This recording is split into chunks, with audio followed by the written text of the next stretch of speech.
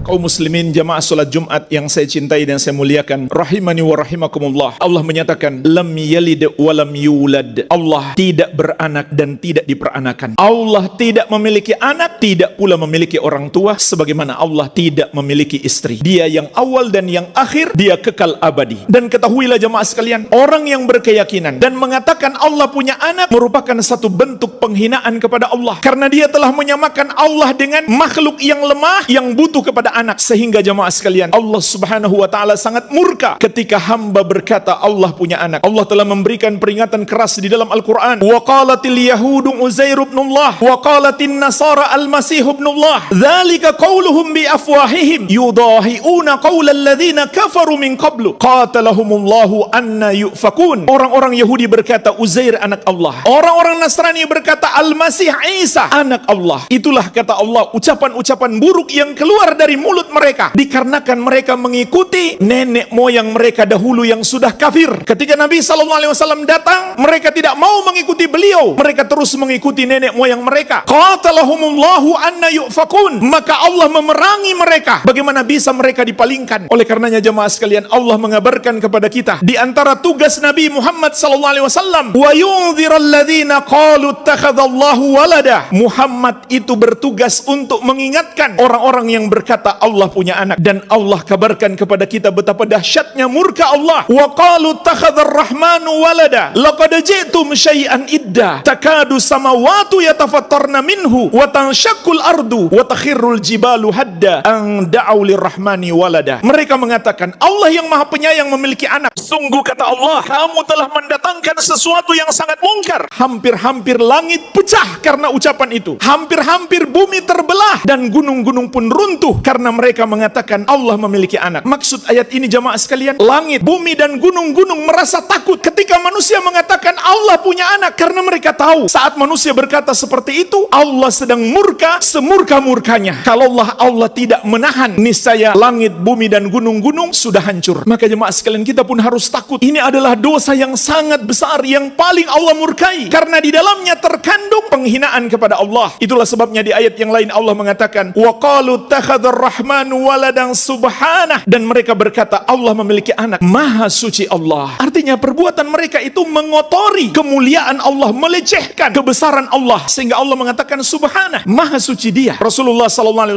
juga bersabda la ahada asbaru minallah ala adhan sami'ahu innahum yaj'aluna lahu waladan wa innahu yarzuquhum wa yu'afihim. Tidak ada yang lebih sabar dari Allah ketika mendengarkan ucapan buruk tentangnya, yaitu ketika mereka mengatakan Allah memiliki anak, dan Allah terus memberikan rezeki dan menganugerahkan afiah untuk mereka. Ini sebagai renungan kepada orang-orang yang mengatakan Allah memiliki anak, atau yang menyetujui mereka, atau yang mendukung mereka, bahwa ini adalah hal yang sangat Allah murkai. Rasulullah SAW juga bersabda, Allah subhanahu wa ta'ala berfirman dalam hadis qudsi, kadzaban ibnu Adam walam yakun lahu dzalik wa syatamani walam yakun lahu dzalik. Anak Adam mendustakan aku padahal dia tidak pantas melakukan itu. Anak Adam mencaci aku padahal tidak pantas dia melakukan itu. Fa amma takdzibuhu iyaya fa qauluhu lan yu'idani kama bada'ani. Adapun pendustaan anak Adam kepadaku ketika dia mengatakan Allah tidak bisa mengembalikan aku, membangkitkan aku setelah mati sebagaimana Allah menciptakan sebelumnya, maka Allah membantah ucapannya. Allah mengatakan walaisa awwalul khalqi bi ahwana alayya min i'adatihi. Padahal kata Allah, tidaklah menciptakan yang pertama lebih sulit bagiku daripada mengulang kembali. Artinya apabila Allah maha mampu menciptakan kita sebelumnya, setelah kita merupakan sesuatu yang tidak ada sama sekali, maka menciptakan kita kembali, membangkitkan kita kembali itu lebih mudah. Wa amma syatmuhu iyaya fa qauluhu ittakhadallahu walada. Adapun caci maki anak Adam kepadaku adalah dia mengatakan Allah memiliki anak. Perhatikanlah jemaah sekalian, ini sebuah cacian kepada Allah, ini sebuah penghinaan kepada Allah, karena di dalamnya terkandung perendahan dan penyamaan antara Allah dengan makhluk yang memiliki anak. Maka Allah tegaskan dalam hadis qudsi wa anal ahadus samadul ladzi lam yalid wa lam yulad wa lam yakul lahu kufuwan ahad. Padahal akulah yang maha esa, akulah as-samad yang seluruh makhluk butuh kepadaku, akulah yang tidak beranak dan tidak diperanakan, dan tidak ada satupun yang serupa dengan Allah subhanahu wa ta'ala. Maka jemaah sekalian, Allah pun menutup ayat ini, surat ini dengan walam yakun lahu kufuwan ahad. Tidak ada satupun yang serupa dengan Allah, karena Allah maha sempurna, pemilik kesempurnaan yang sedikit pun tidak membutuhkan makhluknya mendengarnya, dan seluruh makhluk butuh kepadanya, sehingga tidak ada satu makhluk pun, tidak ada apapun, tidak ada siapapun yang serupa dengan Allah, sebagaimana juga firman-Nya, laisa kamitslihi syai'un wa huwas samiul basir. Tidak ada yang serupa dengan Allah, dan Allah Maha mendengar lagi Maha melihat. Oleh karena itu jamaah sekalian, inilah Allah Subhanahu wa taala Rabb kita yang Maha kuasa, yang Maha perkasa, yang Maha tinggi lagi Maha besar, yang menciptakan segala sesuatu, yang menguasai dan mengatur segala sesuatu. Maka hanya Dia yang berhak disembah. Hendaklah kita pertahankan keimanan kita kepada Allah sampai akhir hayat kita. Jangan sampai jamaah sekalian, kita sudah pelajari surat ini dari kecil, salah satu surat yang paling kita hafal, lalu setelah besar kita tidak lagi mengimani surat ini. Kita disuruh membenarkan orang yang merayakan hari lahir seseorang yang mereka yakini sebagai anak Allah. Maka secara tidak langsung berarti kita mengakui Allah punya anak. Seharusnya kita marah, kita benci terhadap perbuatan tersebut, namun bukan berarti kita disuruh menzolimi mereka, tidak. Tapi kita harus yakin itu adalah perbuatan yang sangat mungkar, yang Allah Subhanahu wa taala sangat murka. Tidak sepantasnya seorang muslim bergabung dalam acara tersebut, atau menyetujui dengan hatinya, atau mengucapkan selamat, atau menunjukkan keridhaan dan dukungan terhadapnya. Seharusnya kita marah dengan perbuatan tersebut, karena Allah marah, kecuali kita menginginkan murka Allah kepada kita kalau kita menyetujui amalan-amalan atau perbuatan-perbuatan yang membuat Allah murka. Toleransi itu jamaah sekalian adalah kita tidak zolim kepada orang-orang yang kafir kepada Allah. Walaupun mereka berbeda dengan kita, Allah melarang kita berbuat zolim. Tapi membenarkan mereka, menyetujui mereka, menyebabkan Islam kita batal, iman kita hilang. Allah Subhanahu wa taala telah mengingatkan, wa qad nazzala 'alaikum fil kitabi an idza sami'tum ayati llahi yukfaru biha wa yustahza'u biha fala taq'udu ma'ahum hatta yakhudu fi haditsin ghairi innakum idzam mithluhum. Sungguh Allah telah menurunkan di dalam Alkitab, apabila ayat-ayat Allah diingkari dan diperolok-olok, maka janganlah kamu duduk-duduk bersama orang-orang yang melakukan dosa-dosa kekafiran itu sampai mereka memasuki pembicaraan yang lain. Kalau kamu bersama mereka, kamu kalau begitu kata Allah sama dengan mereka.